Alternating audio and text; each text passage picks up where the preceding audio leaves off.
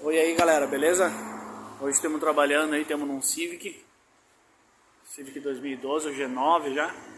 Estamos fazendo a suspensão dele. Tá o terminal de direção, pivô, na parte do amortecedor aqui, o coxinho do amortecedor, as buchas da barra estabilizadora.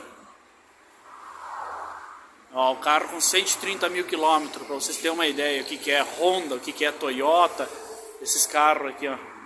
Ó, o amortecedor aqui, ó, original Honda, 130 mil quilômetros.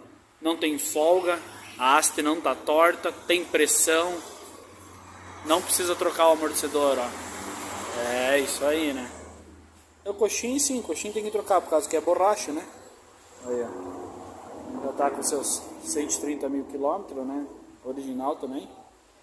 Aí ele cansa a borracha.